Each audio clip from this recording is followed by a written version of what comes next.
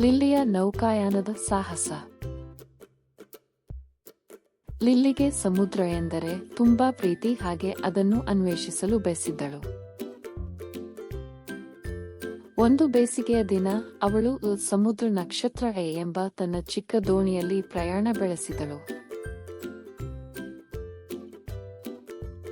ಅವಳು ದೋಣಿಯಲ್ಲಿ ಪ್ರಯಾಣಿಸುತ್ತಿದ್ದಾಗ ಡಾಲ್ಫಿನ್ಗಳು ಸಂತೋಷದಿಂದ ಜಿಗಿಯುವುದನ್ನು ಅವಳು ನೋಡಿದಳು.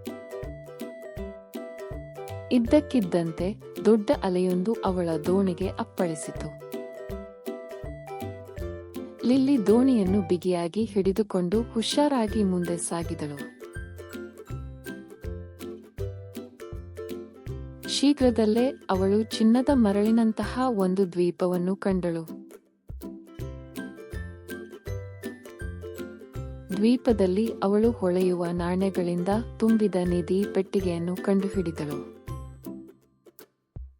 ಲಿಲ್ಲಿ ಸಂತೋಷದಿಂದ ಜಿಗಿದು ಕೆಲವು ನಾಣ್ಯಗಳನ್ನು ಸ್ಮಾರಕವಾಗಿ ತೆಗೆದುಕೊಂಡಳು. ಹೇಳಲು ರೋಚಕ ಕಥೆಗಳೊಂದಿಗೆ ಅವಳು ಮನೆಗೆ ಹಿಂದಿರುಗಿದಳು.